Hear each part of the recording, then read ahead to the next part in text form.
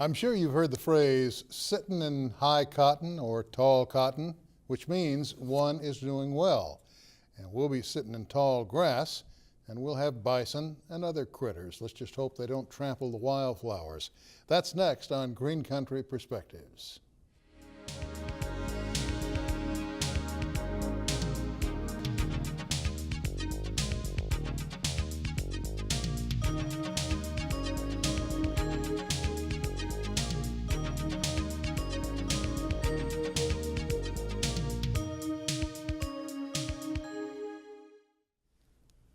Hello, I'm Sam Jones. You know, there was a time that the entire Midwest was covered with grass, and a profusion of creatures lived there in astounding diversity. Now, we've seen what happens when an ecosystem is disrupted, specifically when this land was turned into a dust bowl. There is an organization, though, working to protect our Tallgrass Prairie Preserve. Since 1986, the Nature Conservancy has worked to conserve the remaining tall grass lands. Throughout the Oklahoma chapter, they're working now to protect this magnificent landscape and its unique biodiversity. Well, our guest today is botanist Dr. Dwight Thomas. It's good to have you here, my friend. Thank you. It's good and to be here. I guess it's okay to tell folks we're friends away from here, so sure. You know, this age of total disclosure. You are a volunteer now at the Tallgrass Prairie Preserve. That is correct. How does one get to be that in that position? Well, every year the Nature Conservancy puts out a notice asking for volunteers, and you just simply contact them, sign up, go through some training, and there you are. So it's that simple? Yes.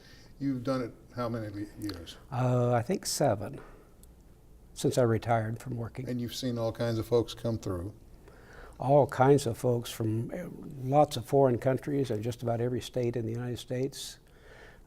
People who are there on vacations with whole families, people that are there on serious business, looking at a landscape that's new to them. I remember one day there were 3 men that drove up in a Toyota Prius, and they got out, stretched their legs, and it turns out that they were from Connecticut. And they were on a Tallgrass Prairie bucket list trip. No kidding. They were visiting everything that is labeled a Tallgrass Prairie Park, preserve, whatever, wherever they could find it in the country. Would you tell the story, you've told me before, about the pretty well-known actor that turned up at the gate one time? Right.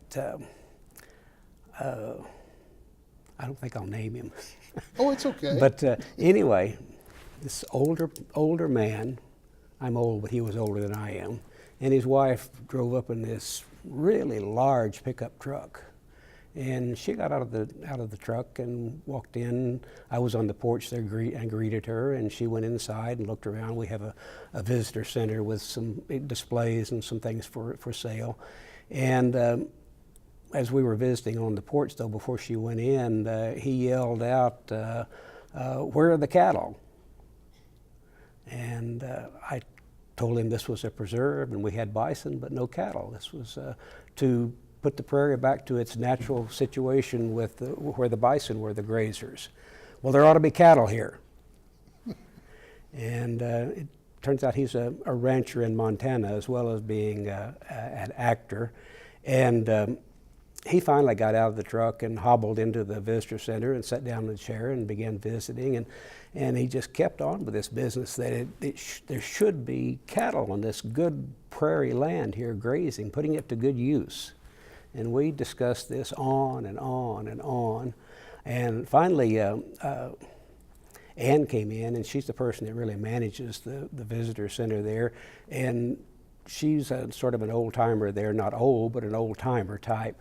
And so she began visiting with him, and she talked with him about this person and that person and people that they knew in common. And finally, he was just getting pretty pleasant.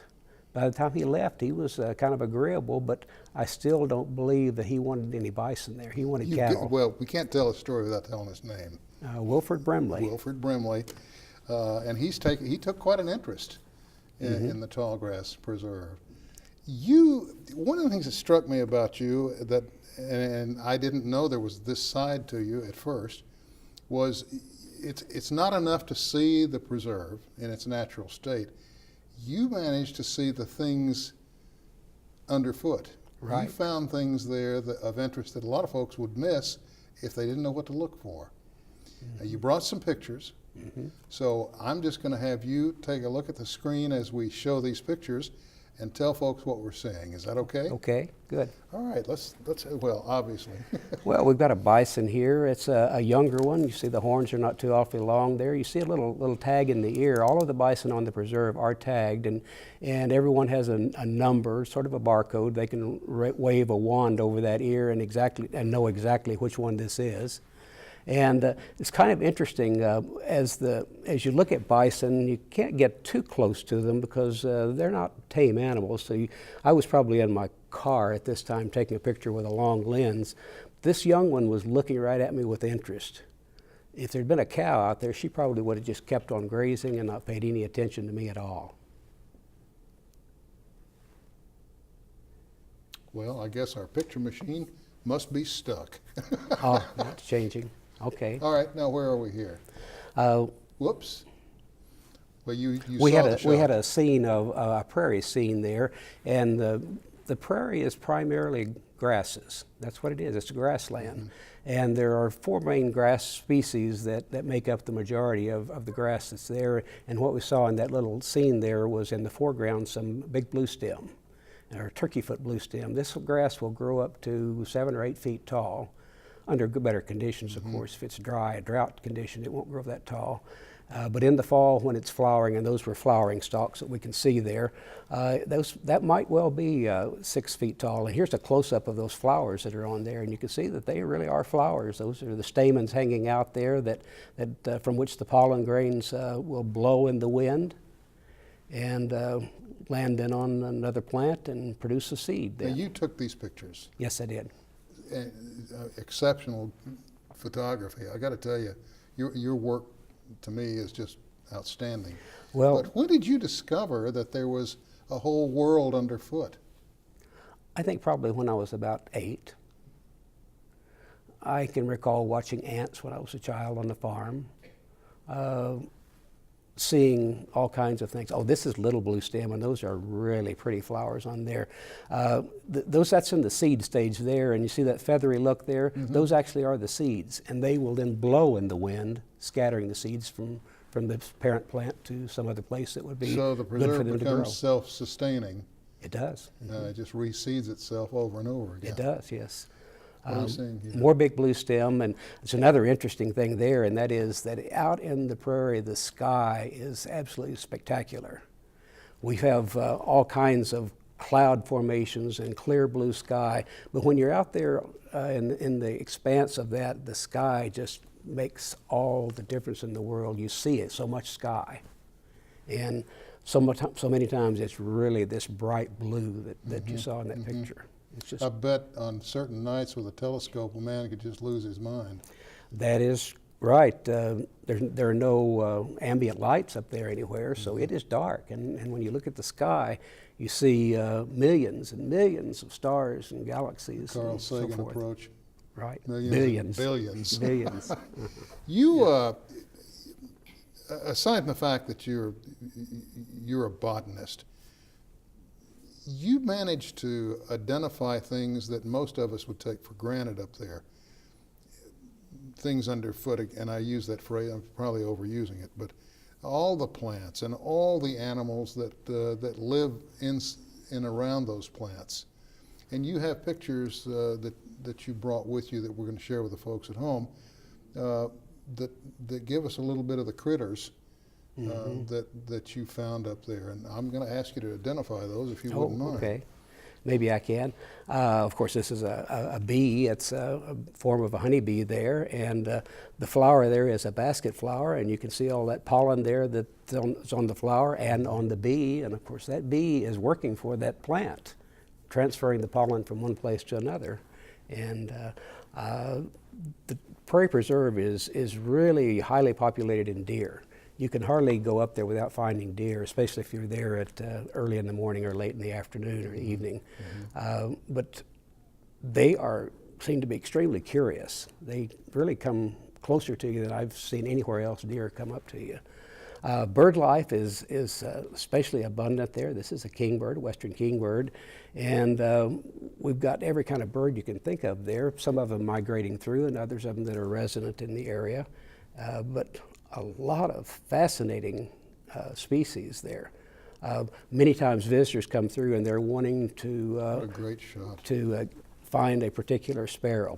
Oh, the monarchs migrate through here every fall too. I'd like to point out this is not Photoshop. No, that's This- the way this- it, that's a the great picture was. picture. And was looking kind of into the sun, and that is a blazing star, a rough blazing star is the plant. And the monarchs come through in the thousands in the fall. Now in the wintertime, this red-headed woodpecker really stands out. You can hardly find them in the summertime up there. They're there, but when they're pecking on a tree in the wintertime, you can really find them, and they're quite abundant. And there are all kinds of other woodpeckers there as well, the downy woodpeckers and red-belly woodpeckers. There are large numbers of them. Let's talk for a minute before we go into some of the other photos that you brought. The diversity of the land left in its primal state, if you will, is being treated much the same way as when the Indians were in control of it. And I go back to the controlled burns that they did back then. Right. Why did they do it? Well, part of the reason that the Indians were burning it was to control the bison, to get them where they wanted to go. That was one of the main reasons that they did that. But they probably knew, as we know now, that the prairie is not a climax ecosystem. It takes disturbance to keep it as a prairie.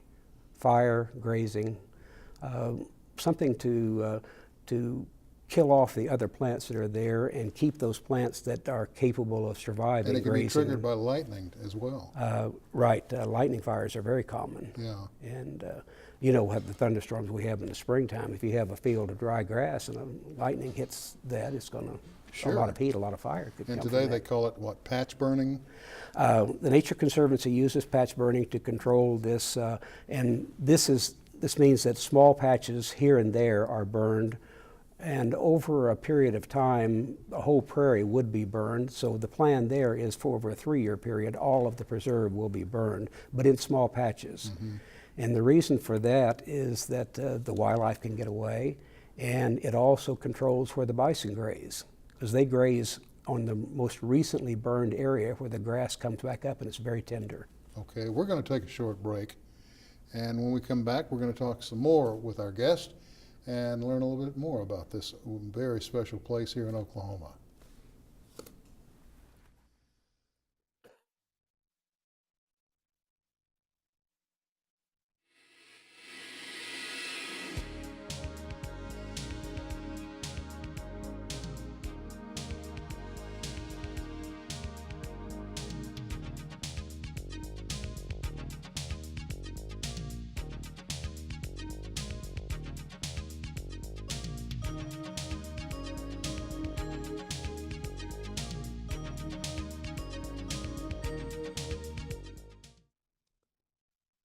Back talking with our guest, Dr. Dwight Thomas. I was amazed to learn that you've got, and I've got it here in front of me, 800 plant species, 300 bird species.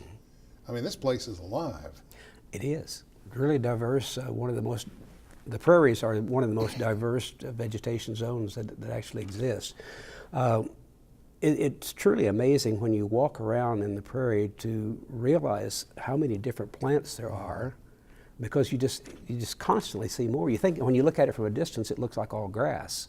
When you begin walking around in it, you see that the grass is interspersed with forbs growing all over the place, and there are small mammals that are in among that, small mice and other critters.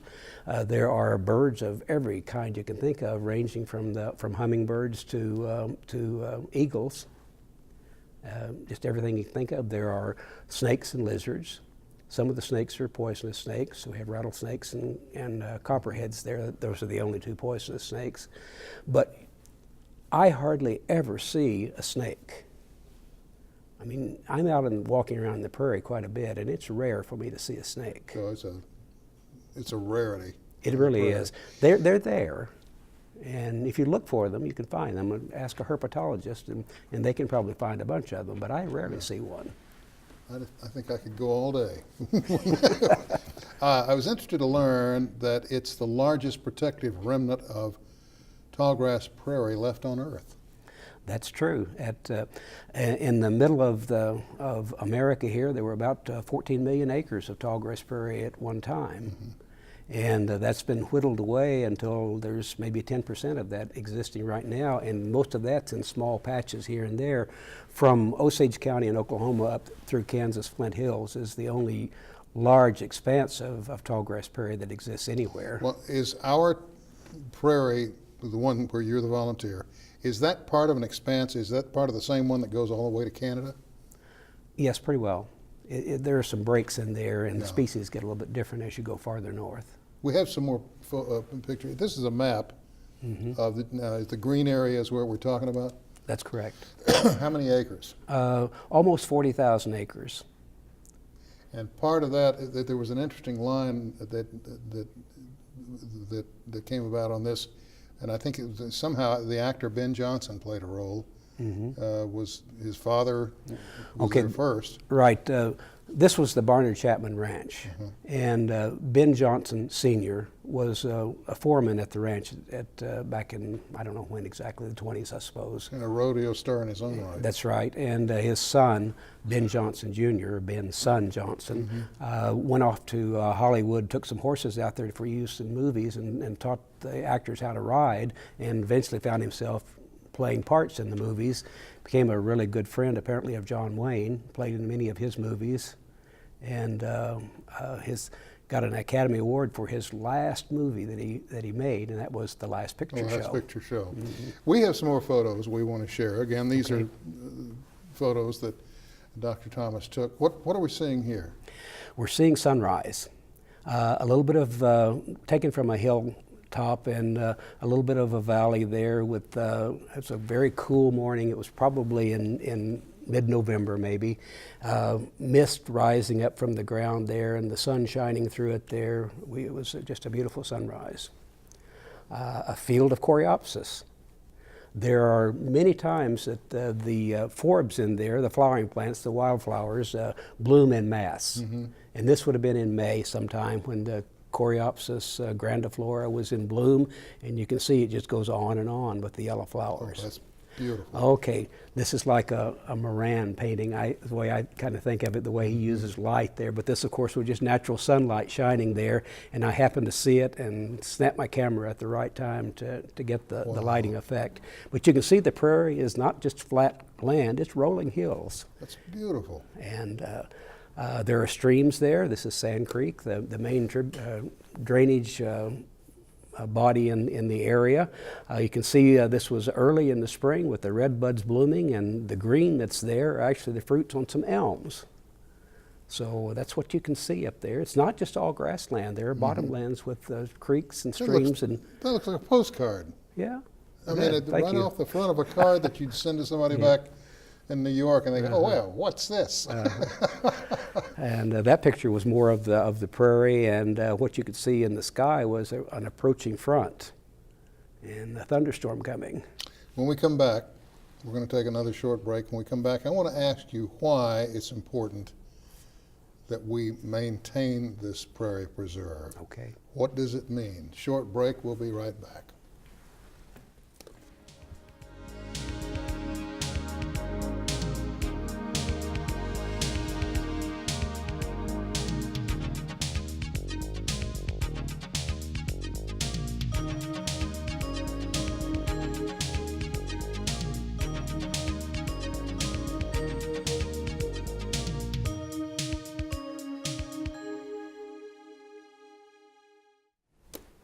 Talking with our guest, Dr. Dwight Thomas.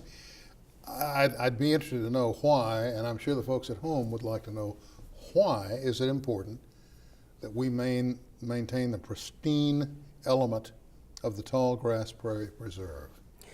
Well, one of the reasons, of course, is that it's a part of nature. And we don't really have any right to destroy every part of nature. A lot of it was destroyed because it's good farmland, and that's important too. But if we allow all of the tallgrass prairie or any ecosystem to disappear, we allow a lot of the diversity of life to disappear as well. Because many living creatures have to have certain conditions in their habitat. And if those conditions aren't there, then they die off. So we'd be losing a number of species of plants and animals. We would be losing part of our heritage. We need to know what was there. We need to know what could be done with the land if it's no longer able to be cultivated. We could get it back to a grassland. Yeah. And if we don't have those remnants, we can't get it back like it was. And never again. Right. You mentioned to me an interesting sidebar that there was a very famous writer who had a cabin there. Mm-hmm. John Joseph Matthews. He was an Osage Indian, and he, in the 1930s, built a cabin, and it's not on the preserve, it's just immediately off the preserve. I think in order to get to the cabin, you have to actually go through the preserve. Mm-hmm. It's a stone cabin that he built out of native stone himself, and he lived there and wrote during that time, lived up there mostly by himself. He wrote several interesting books. Most of them relate to the Osage experience. One of them was Talking to the Moon. And another of his books was The Osage Children of the Middle Waters. And those are, he went to, his education was at the University of Oklahoma and Oxford University. So he was well traveled, but he came back to live in that environment with the Tallgrass Prairie and to be productive in writing there. And his little stone cabin is still there. It's like sort of in ruins. sometime. Sort of in ruins now, but it's still there. I think we have some more of your photos that we're going to share with the folks at home. And would you explain what we're seeing? Okay, this is one of the common wildflowers there. It's often found along roadsides, and that flower would be about 3 inches across, so it's a beauty. And this is the evening primrose. There are some of the species of evening primroses that are yellow all the way through, but the ones at the Tallgrass Prairie are that white and later in the day they just bloom for a day. They turn kind of pinkish, so it's really interesting to watch them. The Prairie Petunia. Ruellia is the genus there, and this is one that blooms all summer long, and the flowers will be about 2 inches across there, so it's pretty obvious as well. It's really a bright color. To see this one, and this is the Prairie Iris, and you're going to have to get up there early in the spring because this blooms in March. And you can, I don't know if you can tell there, but this is an area that had been burned just before that, just maybe a week before this or 2 weeks, and it's grown up and bloomed that quickly. A prairie coneflower, one of the aster family plants there, and there are many, many of them, all the sunflowers that exist there. It's pretty exciting to see the progression of wildflowers that bloom throughout the whole season. Okay, we've got a cactus. Would you believe there are cactus there? No. This is a prickly pear cactus, and it's in a sort of a rocky area that didn't have a lot of grass in it, but it was kind of pretty dry in that particular spot. Not because there's not much rainfall, but because there wasn't much soil to hold on to the water. That's absolutely gorgeous. You do good work, my friend. Well, thank you. I've said that all along. There's a book that needs to come out from you. Was there an aha moment for you when you started to volunteer and you all of a sudden looked around and said, aha, this place is alive, even without the bison? Mm-hmm. And the more you looked, the more you could see. Was there that kind of moment? I don't recall anything like that because I've done that all my life. Since a little child, and all through my education was in the natural world. So I don't know that there really was any aha moment that I can think of. Oh, I'd have been. I want to go back now after seeing some of the things you've shown us today and take a second look. Because quite frankly, I was enamored by the bison. Okay. And what, you keep about 2,700 up there? That's what there would be at this time of year. Yeah. We try to overwinter about 2,100, which means that we've got calves born every year, 600 or so calves. That means that some of them are culled out and sold off at the end of the year. Mm-hmm. And that goes on year after year now that the herd has reached a point where the Nature Conservancy believes that this is the right number for the pasture that's there. Keep the balance. That's right. You told me a story about how the cows react to people as opposed to the calves. Could you share that with us? Well, the cows don't pay any attention to the people at all. They just simply go on grazing. They've got more important things to do than worry about all of these people driving by in cars and snapping their cameras. The calves are fascinated by people. They are always lifting their heads and looking, coming close even sometimes. And those little 40-pound bison look so tiny out there among the others. And of course, they're this bright copper color when they're young. Yeah. So it's really fascinating to watch those. I really enjoy that. That's intriguing. Well, I guess the only logical question I need to pull from you now is, you are a docent, a volunteer up there who's obviously put his time to good use. Is there a need for more? We always need more docents. We try to have a docent there at the visitor center every day except the deepest part of the winter. And that takes a lot of docents. And a lot of people will work regularly. Some people work only occasionally. And so we need docents. We really need them. How does one become a docent? Well, contact the Nature Conservancy. There's a website that will direct you on volunteering. And we will have in the spring or late winter, we'll have a session here in Tulsa and Bartlesville when people are invited to come in and hear about the Tallgrass Prairie and sign up to volunteer.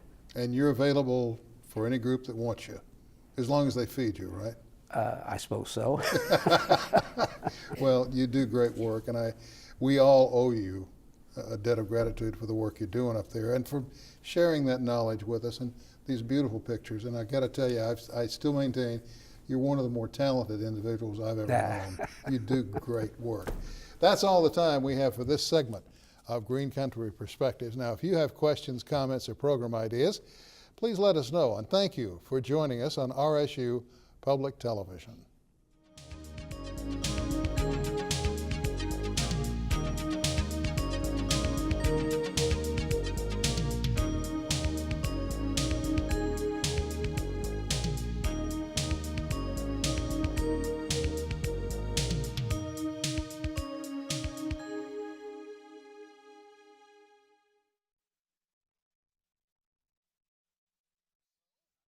Book is one up.